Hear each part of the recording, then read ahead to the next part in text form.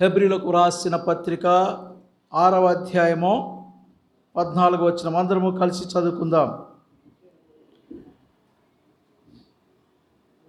తన తోడు అని ప్రమాణము చేసి నిశ్చయముగా నేను నిన్ను ఆశీర్వదింతును, నిశ్చయముగా నిన్ను విస్తరింపజేతును అని చెప్పెను. ప్రభువారు చదువుకున్నటువంటి ఈ మాటను ప్రభువును మనం ఆరాధించినట్లుగాను, ఘనపరిచినట్లుగాను, ఆయన సన్నిధానంలో సాగిలపడి ఆయన పూజించినట్లుగాను ప్రభు తన వాక్యము ద్వారా మనలను ప్రేరేపించునుగాక. ఆరాధన అనేది వాక్యము పైన ఆధారపడి మాత్రమే ప్రభువును ఆరాధించాలి.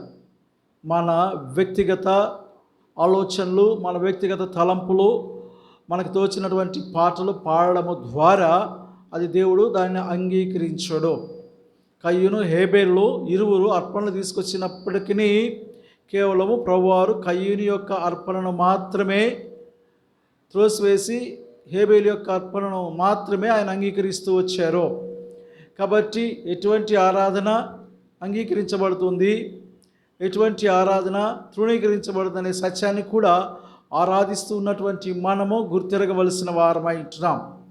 కాబట్టి ఎన్నడూ త్రోసివేయబడినటువంటి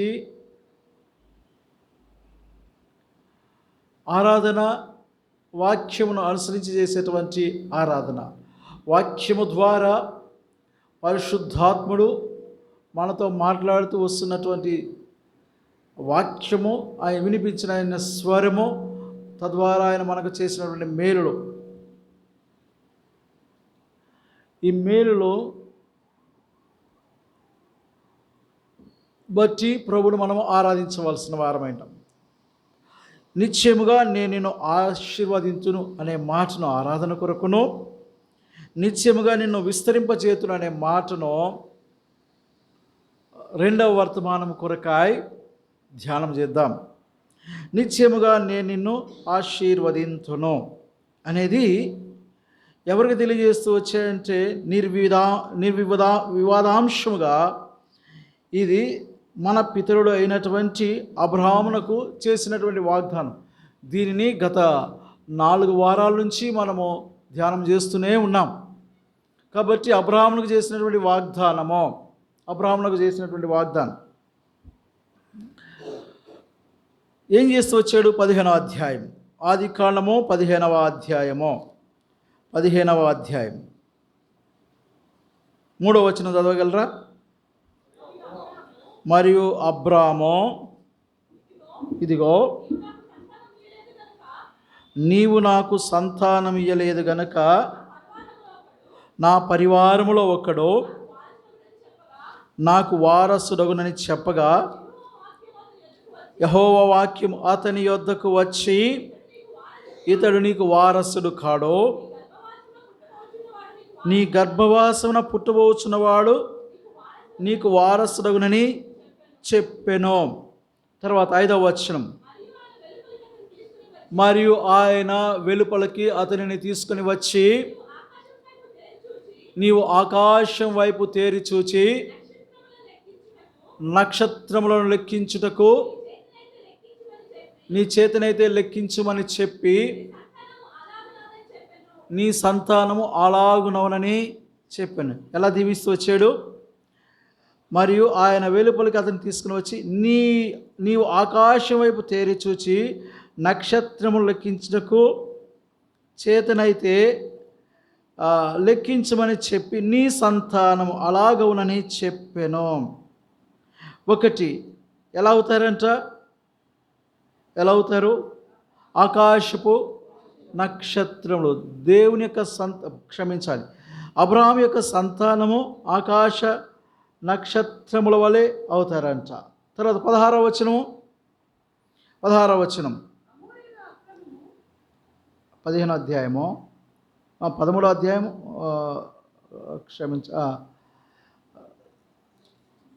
13, 16 ఆదికాండం. మరియు నీ సంతానము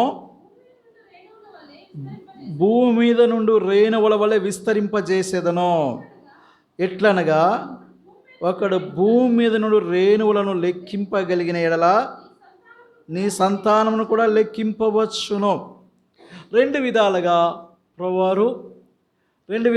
ప్రభువారు దీవిస్తానన్నాడు. ఒకటి ఆకాశ నక్షత్రముల వలెనో, రెండవది భూమిపై ఉన్న రేణువుల వంత అంటాడు. ఇంకో సందర్భంలో ఇంకొక సందర్భంలో ఆయన ఏమన్నాడంటే సముద్ర తీరమునందలి ఇసుక రేణువుల వలె అంటాడు. ఎందుకు చెప్పాడు ఆ మాట అంటే, సమీపంగా మధ్యధర సముద్రం ఉంది హోలీ ల్యాండ్కి సమీపంగా, అంటే మెడిటేరియన్ సీ. అంటే ఏం చెప్తూ వచ్చాయంటే సముద్ర తీరమునందలి ఇసుక రేణువుల వలె నీ సంతానము అలాగుండును అని చెప్తూ వస్తున్నాడు. కాబట్టి ప్రియ సహోదరా, నేను మొట్టమొదట ఇలాగ నేను తలస్తూ వచ్చినప్పుడు ఆకాశ నక్షత్రములు ఎవరంటే, ఆకాశ నక్షత్రములు యూదు జాతి అంతా కూడా ఆకాశ నక్షత్రములు అనుకుంటూ వచ్చాను. అంటే ఇస్సాకు వలన అయినది ఆకాశ నక్షత్రములను తలస్తూ వచ్చాను. ఇష్మాయేలు వలనైనది ఇసుక రేణువులతో పోల్చబడుతూ వచ్చారేమో అని తలస్తూ వచ్చాను. కాబట్టి ధ్యానం చేస్తూ రాగా, అంటే ధ్యానం చేస్తూ వస్తున్నప్పుడు కాదు కానీ కాలం గడుస్తూ రాగా ఏమవుతుందంటే, అది దేవుడు ఇంకొద్దిగా ఏం చేస్తూ వచ్చాడంటే ప్రత్యక్షతను అనుగ్రహిస్తూ, మరి అధికమైనటువంటి ప్రత్యక్షత. చూడండి 22వ అధ్యాయము 17వ వచనం. నేను నిన్ను ఆశీర్వదించి ఆకాశ నక్షత్రముల వలెను సముద్ర తీరమందలి ఇసుక వలెను నీ సంతానము నిశ్చయముగా విస్తరింపజేసేదను. నీ సంతతి వారు తమ శత్రువుల గవిని స్వాధీనపరుచుకుందరు అన్నప్పుడు నేనేం చేస్తూ వచ్చానంటే ఆలోచన చేస్తూ వచ్చాను. ఆకాశ నక్షత్రముల వంటి వారు ఎవరో, సముద్ర తీరములందలి ఇసుక రేణువుల వంటి వారు ఎవరు అని ఆలోచన వచ్చింది. ఎవరు అంటే నేను నా గమనానికి నేను అర్థం చేసుకున్న దానికి ఎవరంటే, మొట్టమొదట సముద్ర తీరమందలి ఇసుక వలెను అన్నాడు. నీ సంతానం ఇసుక వలెన అంటే ఈ ఇసుక భూ సంబంధమైనది, నక్షత్రములు పర సంబంధమైనవి, ఇసుక భూ సంబంధమైనది అన్నప్పుడు నేనేమనుకున్నాను, అబ్రాహామునకు పుట్టినటువంటి ఇష్మాయేలు ఇసుకకు పోల్చుకుంటూ వచ్చాను. తర్వాత ఇస్సాకునేమో ఏం చేస్తూ వచ్చాను, ఆకాశ నక్షత్రం తలస్తూ వచ్చాను. కానీ అది సరిగా అని నేను ఎవరు ఇసుక అనగా ఎవరైతే ఇస్సాకు ద్వారా జన్మిస్తూ వచ్చారో ఆ యూదు జాతి అంతా కూడా ఇసుక. ఇష్మాయిల్కి సంబంధమే లేదు. ఇసుక. కాబట్టి ఇసుక ఎలా ఏర్పడుతుంది? ఇసుక చెప్పండి, ఇసుక ఎలా ఏర్పడుతుంది? ఇక్కడ చదువుతున్న దానిలో నీ సంతతి వారు తమ శత్రువుల గవిని స్వాధీనపరచుకుందరు. కాబట్టి ఎక్కడ ఉంటుంది ఇసుక? ఎక్కడ ఇసుక అంటున్నాడు ఆయన? సముద్ర తీరమందలి ఇసుక అన్నాడు. సముద్ర తీరము at the sea shore, the sand at the sea shore. అంటే సముద్రంలో నుంచి అలలు వస్తూ ఉంటాయి.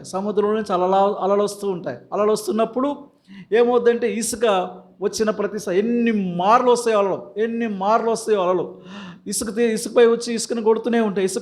అంటే ఆ 2 పోర్ట్లు ఇసుక. సముద్ర తీరంలో ఉండే ఇసుక సముద్రంలో ఉన్నటువంటి నీటి అలల ద్వారా టైడింగ్స్ అంటాం, కొడుతూ వచ్చినప్పుడు పడిన శ్రమ, ఇబ్బందులకు సాదృశ్యంగా ఉంది. నీ సంతానము అనగా ఇప్పుడు మనం చూస్తున్నటువంటి ఇశ్రాయేలు సంతానము కొట్టబడిన విధానం చూస్తూ వచ్చామంటే, ఆరంభము నుంచి ఐగుప్తు దేశంలో వారు కఠిన బానిసత్వము క్రింద, అంటే దాసత్వం క్రింద, మోయలేని బారువు క్రింద వారు ఉన్న నాటి నుంచి వారు కనాన్లో ప్రవేశిస్తున్నప్పుడు శత్రువులు వారిపైన పడిన విధానము, తర్వాత 1947వ సంవత్సరం వరకు వారు ఏమైపోయారో కూడా తెలియనటువంటి శత్రువుల ఊరిలో చిక్కి హిట్లర్ అనేవాడు వారిని యూదు జాతిని నానా విధాలుగా హింస పెడుతున్న దానికి సాదృశ్యంగా పోల్చుకుంటే ఇశ్రాయేలీలు literally, spiritually compare to the sand at the sea shore. వారందరూ కూడా ఇసుకకు పోల్చబడుతూ వచ్చారు. ఇశ్రాయేలు అందరూ ఇసుకకు పోల్చబడుతూ వచ్చారు. అర్థమైంది కదండి. కాబట్టి నా యొక్క అభిప్రాయం, ముందున్న అభిప్రాయము తప్పని నేను గ్రహిస్తూ వచ్చాను. బట్ ఇసుకంటే అనిలందరూ ఇసుకతో పోల్చి, ఇష్మాయేల్ సంతానం అందరిని ఇసుకతో పోల్చి, ఇస్సాకు ద్వారా పుట్టిన వాళ్ళందరూ నక్షత్రాలతో పోల్చుకుంటూ వచ్చాం. కాదు. మరి సరే, వారి గురించి ప్రక్కన పెడదాం. అట్లా దీవిస్తా అన్నాడు, వారిని కూడా దీవిస్తూ వచ్చాడు, సంతోషమే. అయితే ఎలా ఉంది, ముందుకేం చెప్పాడు? నిన్ను ఆశీర్వదించి మొట్టమొదటిగా ఆకాశ నక్షత్రముల వలెనో అన్నాడు. ఆకాశ నక్షత్రముల వలెనో. ఏంటి ఆకాశ నక్షత్రముల వలెనో అన్నాడు? ఆకాశ నక్షత్రముల వలెనో నీ సంతానాన్ని వృద్ధి చేస్తా అన్నాడు. అసలు ఆకాశంలో నక్షత్రం ఎవరికి?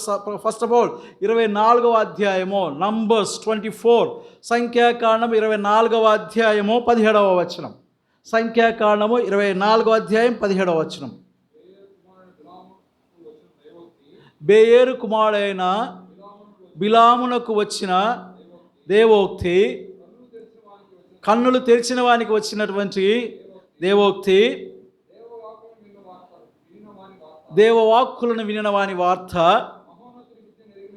మహోన్నతుని యొక్క విద్యను ఎరిగిన వాని యొక్క వార్త,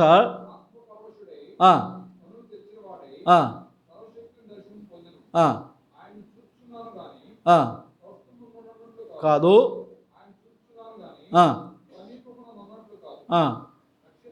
అది నక్షత్రము యాకోబులో ఉదయించిన. ప్రియ సహోదరి సహోదరుడా, మన ముందున్న అభిప్రాయం ఎలా తప్పదో దీన్ని గ్రహించడం ద్వారా చెప్పడు. ఏమంటాడు? మళ్ళీ చదువుతాముడు. నక్షత్రము యాకోబులో ఉదయించును. నక్షత్రము యాకోబులో ఉదయించును. ఎవరి నక్షత్రము? ఏమా నక్షత్రము? నక్షత్రం ఏంటి? ప్రభు అయినటువంటి యేసుక్రీస్తు వారు. ప్రభు అయిన యేసుక్రీస్తు వారే ఆ నక్షత్రము. 15వ అధ్యాయము చూస్తూ వచ్చాం కదా. 15వ అధ్యాయం, ఆది కాండమే 15వ అధ్యాయము. 15వ అధ్యాయంలో ఒక మాట ఇప్పుడు చూస్తూ వచ్చాం. ఏం చూస్తూ వచ్చాము? నీ 5వ వచనములో నేను నీ సంతానం అలాగవునని చెప్పాను. సంతానములు కాదు. ఎంతమంది సంతానం అంటే ఎవరు చెప్తూ వచ్చారు? ఒక సందర్భంలో ఎక్కడ చూస్తూ వస్తాము, ఒక్కరిని గూర్చి అన్నట్లుగానే మాట ఎక్కడ మనం చూడగలుగుతూ వస్తాం. చూడండి, బహుశా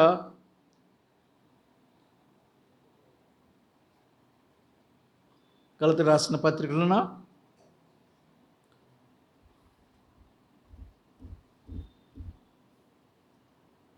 జ్ఞాపకరాల ఒక్కరిని గలేషియన్స్ కరెక్ట్ 3:16 3:6 గలేషియన్స్ కరెక్ట్. అబ్రహామునకును అతని సంతానమునకును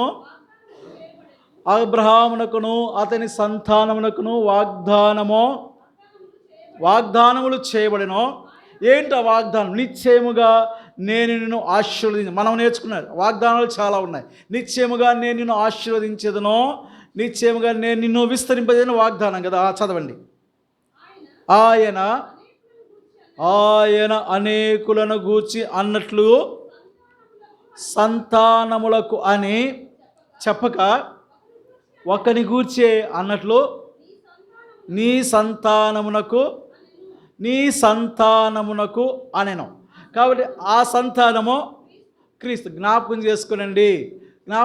ఇప్పుడు మనము దేవుని యొక్క వాక్యము చాలా గంభీరమైనటువంటి, మధురంగా ఉంటుంది. ధ్యానం చేసే కొలది ఎలా ఉండదంటే క్రొవ్విన మెదడు దొరికినంతగా ఉంటుంది.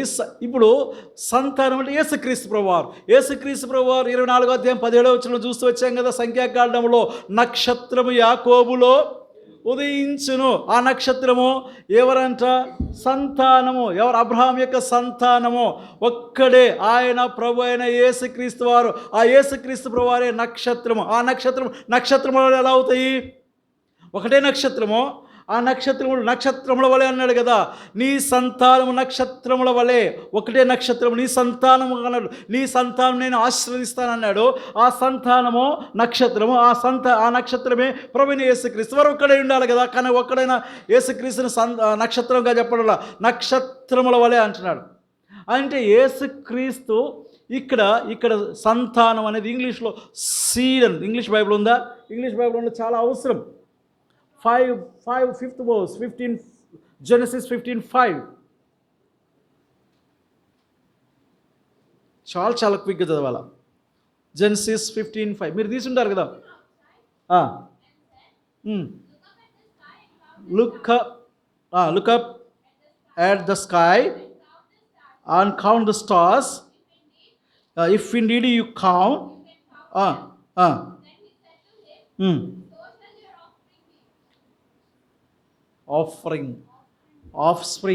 ఆఫ్స్ప్రింగ్ అంటే మొలక అని అర్థం. మొలక ఆఫ్స్ప్రింగ్. ఇంకో చూడ మొలక ఆఫ్స్ప్రింగ్ అనే మాట కంటే కూడా ఇంకో సీడ్ అనే మాట ఉంది చూడండి. మీ తర్వాత ఉందా? అది కింగ్ జేమ్స్ వర్షన్. నీదే వర్షన్ అమ్మా? NIV new international version. King James version ఏమనుంది? thy seed be like unto the stars of heaven. That is seed, offspring. అంటే సంతానమే ఆఫ్స్ప్రింగ్ అంటే కూడా. That is seed. 20వ వచనము 20వ అధ్యాయం రెవల్యూషన్ 20 రెవల్యూషన్ 20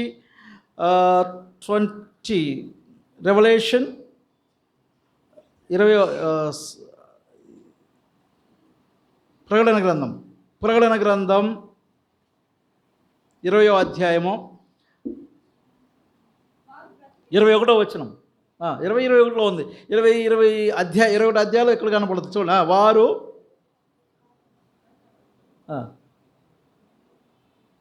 మీరు అక్కడ నక్షత్రం ఉంటే ఈ 21వ అధ్యాయంలో అంటే this is the culmination of the fruit of this seed. అంటే నక్షత్రములుగా ఆ అధ్యాయంలో మనం చూడగలుగుతూ వస్తాం. సరే, ఇప్పుడు యేసుక్రీస్తు ప్రభువారు విత్తనముగా నక్షత్రం అంటే నక్షత్రాన్ని విత్తనంగా పోల్చుకుంటూ వస్తున్నాం. నక్షత్రాన్ని విత్తనంగా పోల్చుకున్నప్పుడు విత్తనం ఏమవుతుందంట? మల్టిప్లై అవుతుంది. నిశ్చయముగా నేను నిన్ను మల్టిప్లై చేస్తాను, విస్తరింపజేస్తాను. అంటే ఒక్క నక్షత్రం ఏమవ్వాలా? ఆకాశంలో నక్షత్రాలకు పోల్చబడాలి. అంటే యేసుక్రీస్తులో నుంచి ఏమవ్వాలంట? యేసుక్రీస్తులో నుంచి ఒక్క నక్షత్రంలో నుంచి అనేకమైనటువంటి నక్షత్రాలు ఉద్భవించాలి, మల్టిప్లై అవ్వాలి, విస్తరించాలి. కాబట్టి ఆ సీడ్ అయినటువంటి ప్రభువైన యేసుక్రీస్తులోంచి వచ్చిన నక్షత్రాలు మన గురించి మీరు మూర్ఖులకు వక్ర జన్మ నుంచి వేరే రక్షణ పొందిడి. మీరు ఎలా ఉన్నారంట? ఆకాశమందు ఉన్న జ్యోతులను పోలి ఉన్నాడు. ఎలాగా మనం ఈ నక్షత్రం యేసుక్రీస్తు అనే నక్షత్రంలో మనము కూడా ఆయన విత్తనమైనప్పుడు, ఆయన సీడ్ అయినప్పుడు మనం కూడా ఆ సీడ్లో ఏమైనా భాగమవుతూ వస్తున్నాం. ఎప్పుడు భాగమవుతూ వస్తున్నాము? ఆయనలో ఏమైంటే ఆ నక్షత్రము మల్టిపుల్ అవుతుంది. కాబట్టి రక్షణ పొందినటువంటి మనము నక్షత్రముల వలె, అబ్రాహామునకు నక్షత్రం వలె సంతానమై ఉంటున్నాము. తర్వాత ఇసుక రేణువుల వలె ఉన్నటువంటి వారు భూ సంబంధమైనటువంటి సంతానమైనటువంటి యూదు జాతి అంతయు ఇసుక రేణువులుగా పోల్చబడినటువంటి ఈ అబ్రహాం యొక్క సంతానము, ఆకాశ నక్షత్రంలో ఉన్నటువంటి సంతానం కూడా సంతానమైతేనేమో రక్షణ పొందిన యేసుక్రీస్తు వారి యొక్క శిలువ కార్యము ద్వారా రక్షణ అనుభవంలోనికి వచ్చినటువంటి మనమందరము కూడా ఏమైనామంటే ఆకాశ నక్షత్రంలో అవుతూ వచ్చాం. కాబట్టి 3 సంగతులు. యేసుక్రీస్తునందు ఆ విత్తనములో మనం ఎలా ఉంటే మనం ఆ సంతానముగా లేకపోతే నక్షత్రంగా పోల్చబడుతూ వస్తున్నామో 3 సంగతులు చూద్దాం. నంబర్ వన్ ఏమై ఉన్నాం చూడండి. మొట్టమొదటి విషయము చూడండి. రోమిలకు రాసిన పత్రిక 5వ అధ్యాయం 1వ వచనం. Romans 5:1. రోమిలకు రాసిన పత్రిక 5వ అధ్యాయం 1వ వచనం.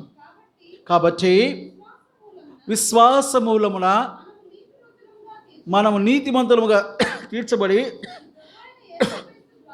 యేసుక్రీస్తు ద్వారా దేవునితో సమాధానము కలిగి ఉన్నాం. అంటే నీతిమంతులముగా తీర్చబడ్డాం. ఎక్కడ? 8వ అధ్యాయం రోమిలకు రాసిన పత్రిక 8వ అధ్యాయం 17వ వచనం. Romans 8:17. మనము పిల్లలమైతే వారసులము, సరే అది కాదు. Galatians 2:17. గలతీ రాసిన పత్రిక 2వ అధ్యాయం 17వ వచనం. కాగా అది మనము క్రీస్తునందు, అంటే క్రీస్తునందు అంటే క్రీస్తుని దేంతో పోల్చుకున్నాం మనము? సీడ్ నక్షత్రం, కరెక్టే. ఆ నక్షత్రము అవడానికి ముందు సీడ్ కదా, అబ్రహాం యొక్క సంతానం.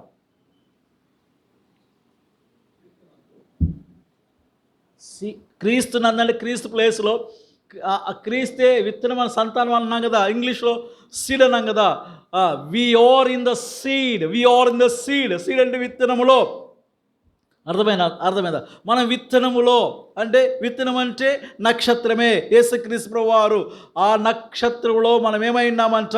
వీఆర్ జస్టిఫైడ్, మనము నీతిమంతులుగా తీర్చబడుతూ. క్రీస్తునందు చదువుతాము, క్రీస్తునందు నీతిమంతులమని తీర్చబడుటకు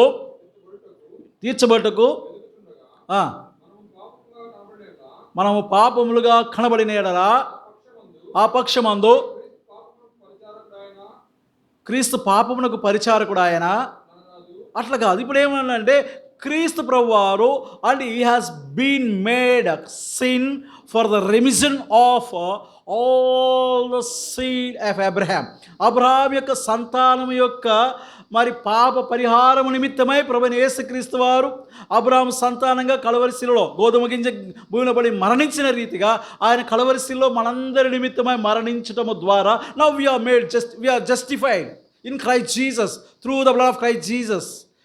ఆయన యొక్క రక్తము ద్వారా, ఆయన యొక్క బలియాగము ద్వారా, ఆయన విత్తనం వల్ల ఆయన యందు మనం నీతిమంతులుగా తీర్చబడడం ద్వారా మనం ఏమవుతూ వచ్చామంటే నిశ్చయముగా మనం ఆశ్రయించబడుతూ వచ్చాము. ఎలాగ ఆశ్రయించబడుతూ వచ్చామంటే ఆకాశ నక్షత్రములో ఒక నక్షత్రముగా మనం ఏం చేయబడుతూ వచ్చామంటే ఆశ్రయించబడుతూ వచ్చాం. For this cause we gathered here to worship the lord.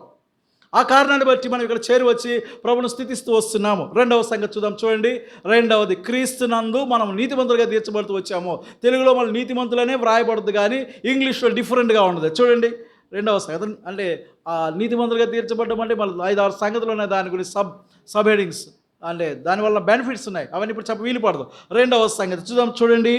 పేతురు రాసినటువంటి 2వ పత్రిక 1వ అధ్యాయం 3వ వచనం.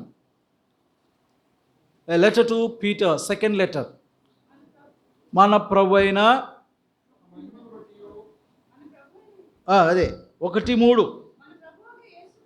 మన ప్రభువు యేసుక్రీస్తు తండ్రి అయిన దేవుడు స్తుతింపబడును గాక. ఎందుకు స్తుతింపబడాలా? మృతులలో నుండి యేసుక్రీస్తు తిరిగి లేచుట వలన జీవంతో కూడిన నిరీక్షణ మనకు కలుగునట్లు, అనగా అక్షయమైనదియు నిర్మలమైనదియు వాడబారినదియునైనా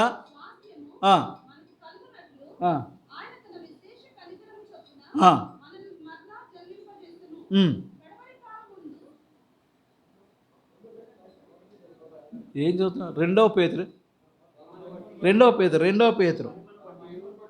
తన మహిమను బట్టి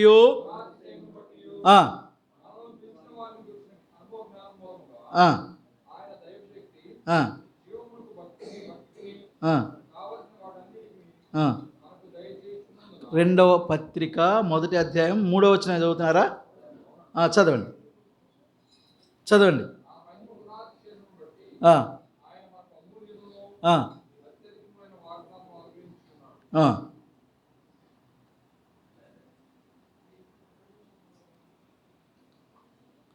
సరే, మొదటి పత్రిక, కొరింథీయులకు రాసిన మొదటి పత్రిక 6:11. నేను ధ్యానం చేసి వచ్చానే, నాకు అవసరమైన మాట ఎందుకు దొరకట్లేదు?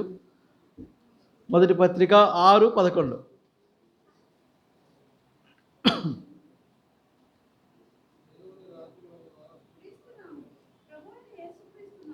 6:11 మొదటి పత్రిక 6వ అధ్యాయం 11వ వచనం చదవండి. చదవండి.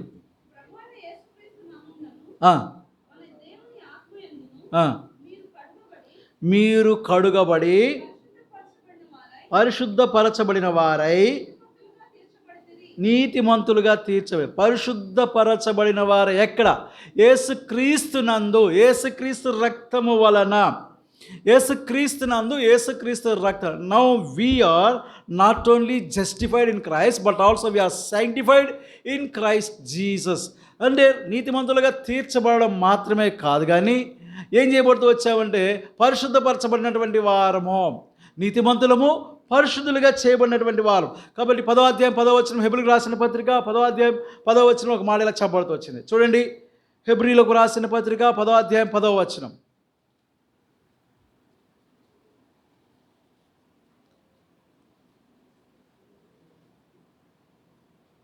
హెబ్రీలకు రాసిన పత్రిక 10వ, యేసు క్రీస్తు యొక్క శరీరము ఒక్కసారి అర్పించబడుట చేత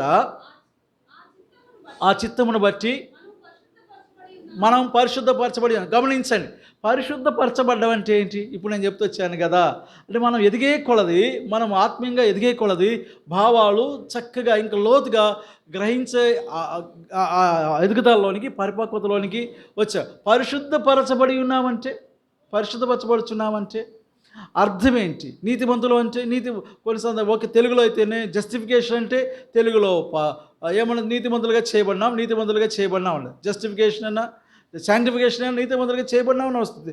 అయితే ఇంగ్లీష్లో జస్టిఫికేషన్ వేరు, రక్షణ మనకి సాదృశ్యంగా ఉంది. అదే సందర్భంలో శాంక్టిఫికేషన్ అనేది అర్థం ఏంటంటే, శాంక్టిఫికేషన్ పరిశుద్ధపరచబడటం అనే తెలుగులో ఉన్న మాటకు అర్థం ఏంటంటే క్రమముగా ఎల్కేజీ పిల్లవాడు 5th క్లాస్కి, 6th క్లాస్కి, 7th క్లాస్కి, తర్వాత సత్య 10th క్లాస్కి వచ్చిన రీతిగా, ఆ 10th క్లాస్ తర్వాత జాషు ఇంటర్మీడియట్కి, ఆ తర్వాత నాకు ఎంత సంతోషం కలిగింది. 1984వ సంవత్సరంలో 10th క్లాస్ అయిపోయి ఇంటర్మీడియట్కి వెళ్తే ఏం పుస్తకాలు పట్టుకొని అప్పుడు దాకా ఒక బ్యాగ్ వేసుకొని స్కూల్కి వెళ్ళాలా. ఎస్కేపీవి హిందీ స్కూల్లో తెలుగు మీడియం చదువుకున్నాను నేను, ఇంగ్లీష్ మీడియం కాదు, తెలుగు మీడియం చదువుకున్న తర్వాత ఇంటర్మీడియట్లో జరగానే బ్యాగ్ లేదు. బ్యాగ్ లేకుండా బుక్స్ వచ్చి సంఖ్యలో పెట్టుకుని పోయేవాళ్ళంలే, 2-3 పుస్తకాలు సంఖ్యలో పెట్టుకుని పోయాం. తర్వాత 2 పుస్తకాలే ఉంటాయి. ఆ తర్వాత 1-2 రన్నింగ్ నోట్స్ మాత్రమే, ఇంక నో టెక్స్ట్ బుక్స్, అన్ని రన్నింగ్ నోట్స్ కొరకు మాత్రమే. ఒకటి డిగ్రీకి వెళ్ళిన తర్వాత రన్నింగ్ అన్నీ అందులో. తర్వాత బుక్స్ అన్ని ఇంట్లో ఉండే, రన్నింగ్ నోట్ లెక్చరర్ చెప్తుంటే రన్నింగ్ నోట్స్ రాసుకుంటుండేది, అది తీసుకుని వెళ్ళేసి ఉన్న పుస్తకాలు. ఎవరు మీ పుస్తకం తీసుకురాలేదని అడిగేవాడు ఎవడప్పుడు లేదు. సరే, ఇప్పుడు ఇంత బ్యాగ్ పోయింది, తర్వాత ఈ 4-5 పుస్తకాలు వచ్చినాయి ఇంటర్మీడియట్లో అని సరిగా చదవకపోతే ఏమవుతాను? డిగ్రీకి పోలేం కదా. డిగ్రీకి వెళ్ళిన తర్వాత ఒక్కటే నోట్స్ తీసుకెళ్ళినప్పటికి కూడా ఆ ఒక్కటే నోట్స్ సరిగా చదవకపోతే నేను పీజీకి వెళ్ళి ఉండేవాడిని కాదు కదా. అలానే శాంక్టిఫికేషన్ అంటే అర్థం ఏంటంటే, ఎల్కేజీ వాడు యూకేజీకి రావాలా, యూకేజీ వాడు 1st క్లాస్కి రావాలా, 5th క్లాస్కి రావాలా, 10th క్లాస్కి రావాలా, ఇంటర్మీడియట్కి రావాలా, డిగ్రీకి రావాలా, పీజీకి రావాలా, పర్ఫెక్షన్లోనికి రావాలి. అంటే దాని అర్థం ఏంటంటే, when we are justified in Christ Jesus, we are also sanctifying in Christ Jesus. అంటే యేసుక్రీస్తు ప్రభు వారి యొక్క సంపూర్ణతలోనికి సాగిపోతూ వస్తున్నామని అర్థం. కాబట్టి ప్రియ సహోదరి, ఎందుకు మనం ఇలా చేరి వస్తున్నాము, ఎందుకు ఇలా రాగలుగుతూ వస్తున్నామంటే, మనము శాంక్టిఫికేషన్ కొరకు, అనగా అంటే మనలో జీవితాలను సంపూర్ణతలోనికి ఎదిగేదాని కొరకై ఇలాంటి కూడికలు, ఆరాధన కూడిక, ప్రార్థనా కూడిక, తర్వాత బైబిల్ పట్టడం. ఆరాధనకే సరిగ్గా రాము, ఇంకా ప్రార్థన కూడిక ఇంకా 4 కనపడతాం, బైబిల్ పట్టడానికి ఒక 5-6 మంది కనబడతాం. అంటే అర్థం ఏంటంటే నేను ఆగిపోయినాను అని అర్థం. ఏంటంటే 10th క్లాస్ దాకా వచ్చాను, రక్షణ పొందాను, ఇప్పుడు నాకు బ్యాగ్ అవసరం లేదు, 2 పుస్తకాలన్నా సరిపోయేది. 2 పుస్తకాలన్నా సరిగా చదవాలి కదా. నాకు సమస్తం తెలుసు అనుకుంటా, 2 పుస్తకాలన్నా చదవాలి కదా. వెళ్ళేవాళ్ళు కనీసం ఒక్క నోట్బుక్ పట్టుకుని వెళ్ళినా కూడా అందులో అయినా పాస్ అవ్వాలి కదా. అప్పుడే మనం సంపూర్ణతలోకి వెళ్తున్నామని అర్థం. ప్రియ సహోదరి సహోదరా, మనమేమి ఎరగనటువంటి వారు, మనకే ప్రభుని గురించి మనకు తెలిసినది చాలా తక్కువ. కనుకనే మనం ఏం చేయాలంటే, ఆరాధన కూడికలో పాల్పొందే వారంగా ఉండాలా, ప్రార్థనా కూడికలో పాల్పొందే వారంగా ఉండాలా, బైబిల్ పఠనంలో పాల్పొందే వారంగా ఉండాలా, తర్వాత సిస్టర్స్ మీటింగ్లో పాల్పొందే. ఒక్క ఆదివారం మాత్రమే వచ్చేవారు యేసుక్రీస్తు ప్రభువారి యొక్క సంపూర్ణతలోనికి వెళ్తున్నారు అనేది అది అసత్యం అవుతుంది.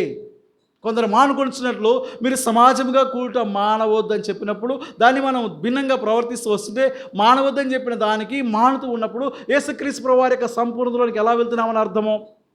ఇది justification, sanctification, and thirdly sonship. చూడండి, ఆ మాట చూడండి. ఇంక 3 సంగతి అంటే 3 సంగతులు ఉన్నాయా క్రీస్తులో అంటే కాదు. మన అవసరం కొరకు 3 సంగతులైనా ప్రభువును ఆరాధించడానికి సరిపోతాయి అన్న తలంపుతో ఇవి చూపిస్తూ వస్తున్నాను. చూడండి, యోహాను వ్రాసినటువంటి మొదటి పత్రిక, యోహాను వ్రాసిన మొదటి పత్రిక 3వ అధ్యాయం 1-2 వచనాలు. మనము దేవుని పిల్లలమని పిలువబడినట్లు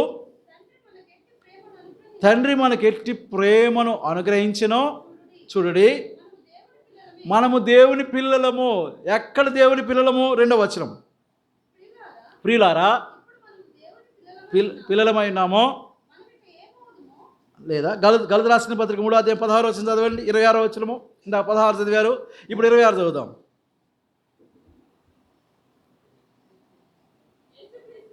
యేసుక్రీస్తునందు, in Christ we are justified, in Christ we are sanctified, in Christ we got sonship. చదవమ్మా. యేసుక్రీస్తునందు మీరందరూ విశ్వాసము వలన దేవుని కుమారులై ఉన్నారు. విశ్వాసం వలన పక్కన పెడితే యేసుక్రీస్తునందు మనమందరం కుమారులమై ఉన్నాం. ఎలాగా? విశ్వాసం ద్వారా. కాబట్టి మనము యేసుక్రీస్తు నందు దేవుని కుమారులమై ఉన్నాము. అర్థమైంది కదా? ఎక్కడ దేవుని కుమారులమైనాం? రాబిన్ ఇప్పుడు వచ్చానన్నాను, అందుకే ముందు రావాలా. ఎవరు ఆరంభ ప్రార్థనకు ముందు వస్తారో వారు ధన్యులు, వారి జీవితంలో ధన్యములైనవి. ఎవరు ప్రార్థనా కొడుకు ముందు వస్తారో అటువంటి వారే. అలవర్చుకున్నాం మనము ఆలస్యంగా రావడానికి, అలవర్చుకున్నాము, హెచ్చరిక చేయబడుతున్నా కూడా చెవిటి వాడు ముందు శంఖం ఊదిన రీతిగా మన జీవితాలు అలా తయారైపోయినవి. యేసుక్రీస్తునందు మనము దేవుని కుమారులమని. మరలా అంశంకి వద్దాం. ఏం చెప్తూ వచ్చాడు? 15వ అధ్యాయం 5వ వచనమో, 13వ అధ్యాయంలో చూస్తూ వచ్చాము. ఆ తర్వాత 22వ అధ్యాయం 17వ వచనంలో మనం చూస్తూ వచ్చి ఏం చేసామంటే, నీ సంతానము ఆకాశ నక్షత్రముల వలె. నీ సంతానం ఆకాశ నక్షత్రం. ఆకాశ నక్షత్రం ఏది? ప్రభువైన యేసుక్రీస్తు వారు. యాకోబులో నక్షత్రం ఉదయించును. కాబట్టి యాకోబులో నక్షత్రం ఉదయించినప్పుడు నక్షత్రం ప్రభువైన యేసుక్రీస్తు వారు. ఆయనలో మనం ఏమైనామా? కుమారులం అవుతూ వచ్చాం. ఆ నక్షత్రమే అబ్రహాం యొక్క సంతానం అయితే, ఆ నక్షత్రమే అబ్రహాం యొక్క కుమారుడు అయితే, ఆ కుమారులో మనమందరం కూడా ఏమైనామంటే కుమారులం అవుతూ వచ్చాం. అంటే మల్టిప్లై అవుతూ వచ్చాము. అర్థమైంది కదండి? ఇది దీని అర్థం. ఇది అర్థం. కాబట్టి నిశ్చయంగా నేను నిన్ను ఆశీర్వదించి. ఎలా ఆశీర్వదిస్తావు ప్రభు అంటే, నేను నిన్ను ఆకాశ నక్షత్రం వలె ఆశీర్వదిస్తాను. ఆకాశ నక్షత్రం ప్రభువైన యేసుక్రీస్తు వారు. ఆ యేసుక్రీస్తు వారిలోనికి మనం ఏం చేస్తూ వచ్చాయంటే తీసుకుని వచ్చి మనల్ని నీతిమంతులుగా తీరుస్తూ వచ్చాడు. దాన్ని బట్టి ప్రభువును మనం స్తుతించాలి. ఆ ఆకాశ నక్షత్రం అంటే ఆ యాకోబులో ఉదయించినటువంటి ఆ నక్షత్రంలో మనల్ని ఏం చేస్తూ వచ్చాయంటే పరిశుద్ధపరచబరుస్తూ వచ్చాడు. అంటే దాని అర్థం ఏంటి? యేసుక్రీస్తు ప్రభువారి యొక్క సారూప్యతలోకి తీసుకొస్తున్నాడు. దాన్ని బట్టి ప్రభువును మనం స్తుతించాలి. మూడవది, అదే నక్షత్రము అనగా ప్రభువైన యేసుక్రీస్తులో మనల్ని కుమారులుగా చేస్తూ వచ్చాడు. అంటే అనేకమైనటువంటి నక్షత్రములుగా మనల్ని చేస్తూ వచ్చాడు. ఆ నక్షత్రం అంటే మొట్టమొదటిగా పాపము నుంచి విడిపించబడి, నీతిమంతులుగా చేయబడ్డబట్టి పాపము నుంచి విడిపించబడి ఏం చేస్తామని పరిశుద్ధపరచబడుతూ వచ్చాము.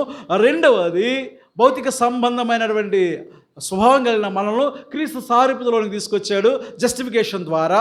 మూడవది ఏం చేస్తూ వచ్చాయంటే కుమారులుగా చేయబడడం ద్వారా చదువుకుంటూ వచ్చాం. పేతురు రాసిన మొదటి పత్రిక 1వ అధ్యాయం 2వ వచనంలో కుమారులం అవడం ద్వారా ఏం చేస్తూ వచ్చాడంటే ఆయన మన స్వాస్థ్యమును అనుగ్రహిస్తూ వచ్చాడు. ఏం స్వాస్థ్యం అంటే పరలోకపు స్వాస్థ్యాన్ని. పరలోకమంతా కూడా మనదే. అర్థమైందా? మొట్టమొదటి రక్షణ పొందుతూ వచ్చాం, శాపను తప్పించబడుతూ వచ్చాము, శిక్షను తప్పించబడుతూ వచ్చాం, యేసుక్రీస్తు ప్రభు యొక్క సారూప్యం ధరిస్తూ వచ్చాం, యేసుక్రీస్తు ప్రభు వారు కలిగినటువంటి స్వాస్థ్యంలో పాలిభాగస్థలం అవుతూ వచ్చాము నక్షత్రములుగా చేయబడడం ద్వారా. This is the meaning of surely in blessing I will bless the అనే మాటకు అర్థము. దీన్ని బట్టి మనం ఏం చేద్దామంటే ప్రభువును ఆరాధిద్దాం. అలా ఆరాధించడానికి ముందు మనం అందరం లేచి నిలబడి ఓ పాట పాడుకుందాం.